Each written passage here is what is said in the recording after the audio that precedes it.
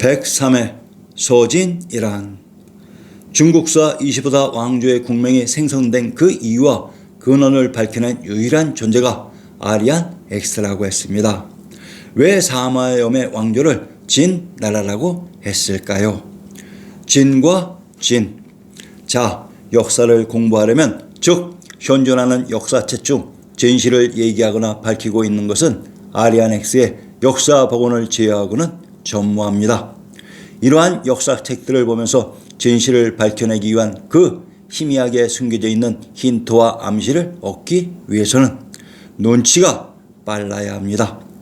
역사가 조작되었다면 그러면 과연 진실은 무엇일까 하는 의구심을 항상 가지고 있어야 제2, 제3의 아리안 X가 될 수 있습니다.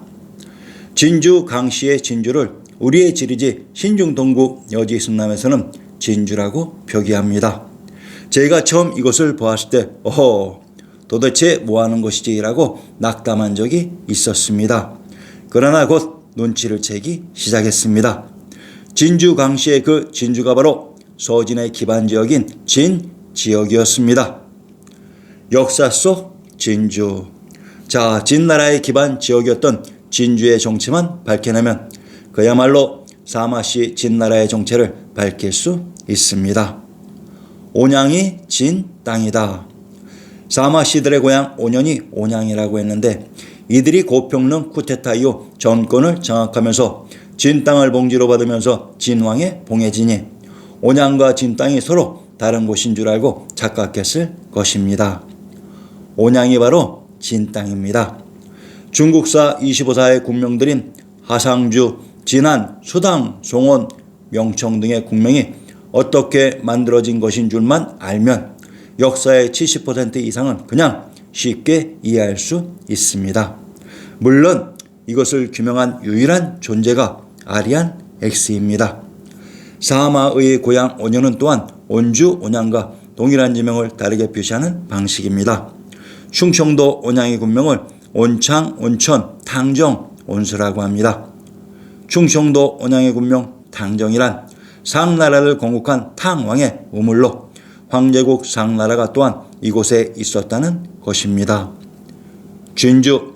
자, 그러면 사마씨들의 고향 온현인 온양이 황제국 상나라의 탕왕이 계셨던 관중이라고 했으니 이들 사마씨들의 진땅 진주가 관중이었다는 것을 입증해 봅시다.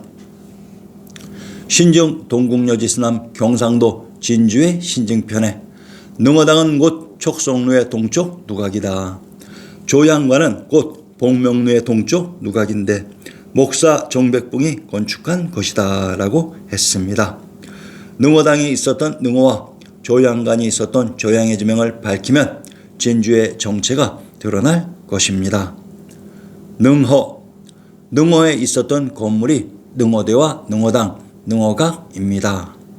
당서 지리지에 의하면 화천궁 안에 요광전, 비상전, 구룡전, 의춘정, 조원각, 장생전, 갈고로, 중명각, 방풍각 등이 있었고 화천궁에 관해서는 태종정관 18년에 어탕을 영건하고 탕천궁이라 하였는데 고종 하명 2년에 온천궁, 현종의 천보 6년에 화천궁이라 이름을 고쳤다고 했습니다.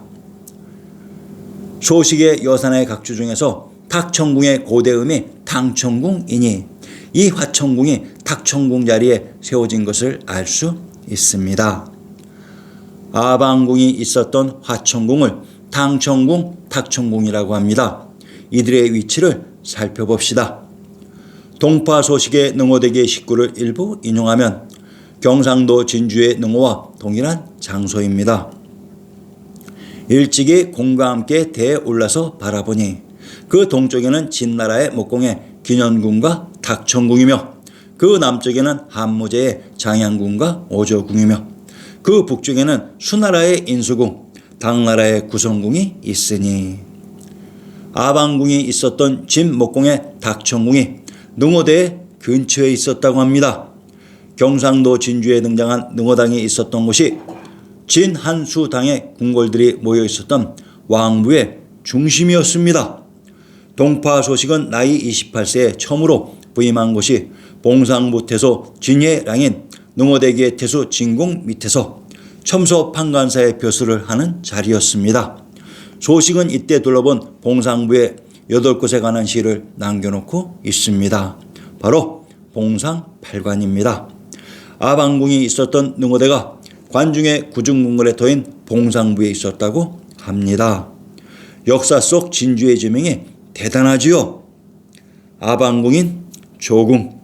경상도 진주의 신정에 등장한 조양관은 조양에 있었던 건물로 이곳 조양에 있었던 궁궐을 또한 조궁이라고 하며 진시 황제의 아방궁이 조궁이라고 합니다.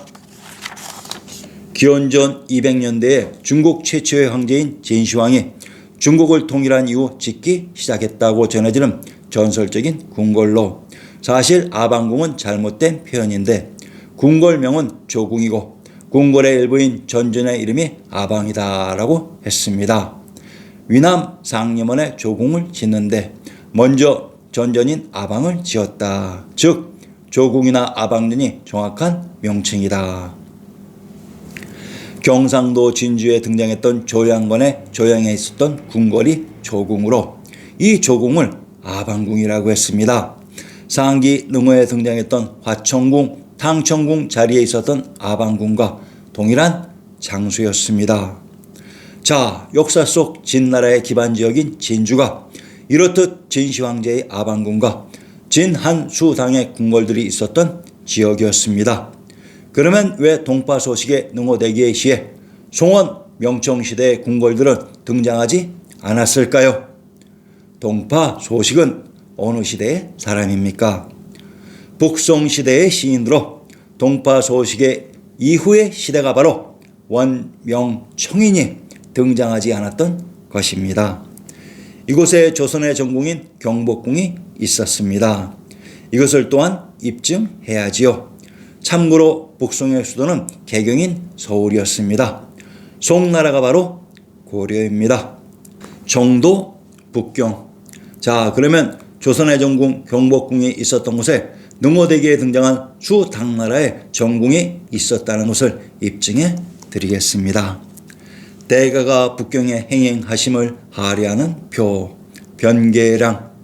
용호가 남면하시어 엄연히 천하에 군림하시고 나녀가 북행하시어 비로소 신도를 보옵시니 무릇 보고 듣는 자 뉘하니 기뻐 춤추지 아니하리오까. 공경이 생각하옵건대 총명이 순임금과 같으시고 문사하심이 요 임금과 맞으시오. 이제의 옛날 봉업에 나가 새로 큰 도읍을 만드시고 사망에 지극한 정치에 올라 바로 황천에 작하옵시니 전구에 비하여 빛을 더하고 온 세계를 통하여 경사로 여겨 제항이 서로 꼬리를 물고 처목이 모두 기뻐하옵나이다. 한 줄을 살펴보면 고려의 양의를 받아 제위에 올라 남쪽을 향하여 신하들의 조회를 받으며 천하에 군림하게 되었는데 나녀인 황제의 수레가 북쪽으로 나아가 한양에 전도하니 요순 이제의 옛 봉업 신도인 한양 장안에다가 도읍하고 삼왕인 한유방 수양견 당이용과 똑같은 자리에서 개경의 비당금자의 금성에 부처님의 황부에 짝하게 되었습니다.